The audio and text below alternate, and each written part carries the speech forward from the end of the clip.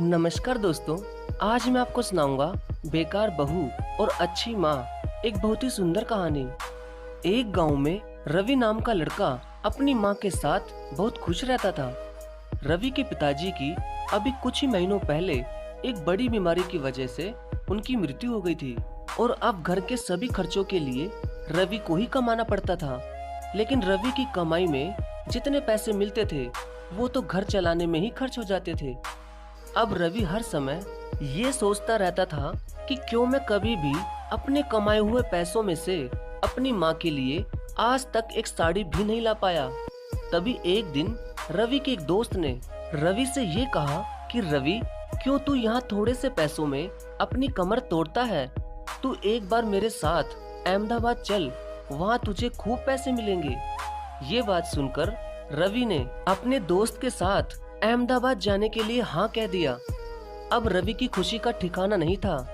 तभी उसने घर जाकर अपनी माँ को अहमदाबाद जाने की सारी बात बता दी और उसने अपनी माँ से ये भी कहा कि माँ, अब मैं आपके लिए अहमदाबाद से अच्छी अच्छी साड़ियाँ भी ला सकूंगा। यहाँ कमाकर मैं तुम्हारे लिए आज तक एक भी साड़ी नहीं ला पाया। लेकिन शायद रवि की माँ उसके अहमदाबाद जाने पर बिल्कुल भी खुश नहीं थी, क्योंकि रवि के सिवाय उसकी माँ का इस दुनिया में और कोई भी नहीं था। तभी उसकी माँ ने अपनी नम आंखों से रवि से कहा कि बेटा, तू इतनी दूर कमाने के लिए क्यों जा रहा है? अगर तू इतनी दूर चला जाएगा तो मेरा क्या होगा?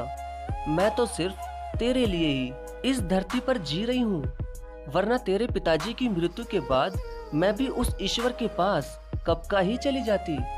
तभी रवि ने अपनी माँ के मुंह पर उंगली रखते हुए कहा कि माँ, मैं भी तो तेरी ही वजह से जिंदा हूँ, वरना मुझे भी इस दुनिया से कोई भी प्रेम नहीं।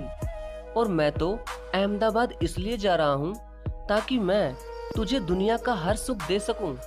और बस 2-2.5 साल की ही तो बात है, फिर तो तेरा बेटा जेंटलमैन बन जाएगा और फिर मैं यहीं कुछ छोटा सा अपना काम कर लूंगा।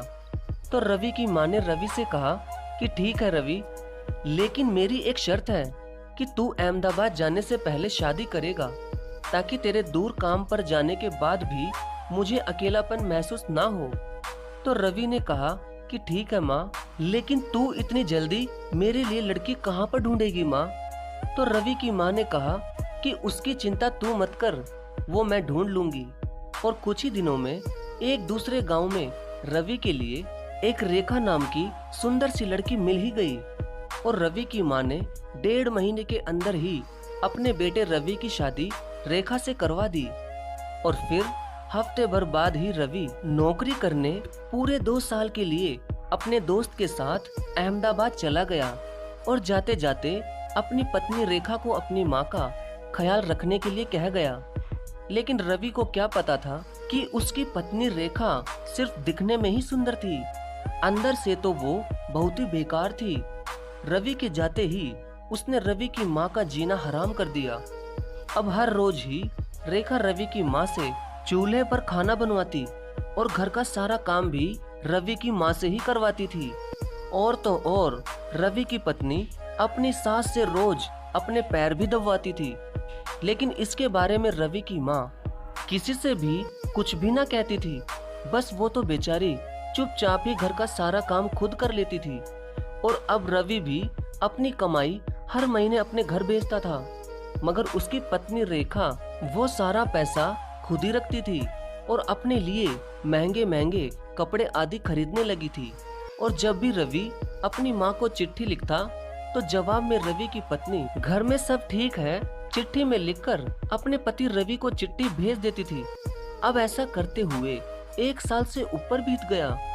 उधर रवि खूब पैसे कमा रहा था और इधर दिन ब दिन घर का सारा काम कर करके रवि की माँ की हालत बहुत ही ज्यादा खराब हो रही थी। अब तो गांव में भी सबको उसकी बेकार बहू के बारे में सब पता लग चुका था। तभी एक दिन किसी वजह से रवि का काम 1-1.5 महीने के लिए रुक गया था। तो उसने सोचा कि क्यों ना कुछ दिन अपने गांव ही चला जाऊं। तभी रवि अचानक ही अपने गांव पहुंच गया और जैसे ही वो अपने घर के पास नल पर पानी पीने लगा तो उसने क्या देखा कि उसकी माँ वहाँ पर पानी भर रही थी। तभी जैसे ही रवि ने अपनी माँ का हाथ पकड़ा तो उसकी माँ को बहुत तेज बुखार था। तब रवि अपनी माँ को पकड़कर घर ले गया। तभी जैसे ही रवि और उसकी माँ घर के दरवाजे पर पहुँचे तो अंदर से रवि की पत्नी की बड़ी जोर से आवाज आती है। वो कहती है कि आ गई बुढ़िया, कहाँ मर गई थी इतनी देर से, अभी तक पानी भी नहीं भरा और अभी तो तुझे कपड़े भी धोने हैं।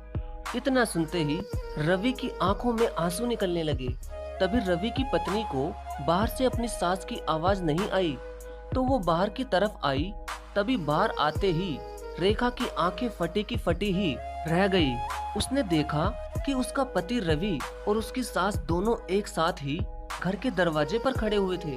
तो जैसे ही वो अपने पति रवि के पास बाहर आई, वैसे ही रवि ने अपनी पत्नी रेखा के बड़ी ही जोर से थप्पड़ मार दिया और बिना कुछ सुने ही उसने उसे ये कहकर अपने घर से निकाल दिया कि रेखा, तुमने एक माँ का दिल दुखाया है और जीवन में तुम कभी भी सुखी नहीं रहोगी।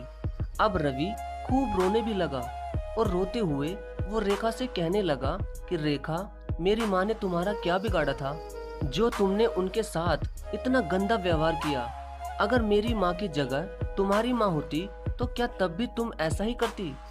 और रेखा, अब मैं तुम्हें इस घर में नहीं रख सकता, चली जाओ मेरे घर से।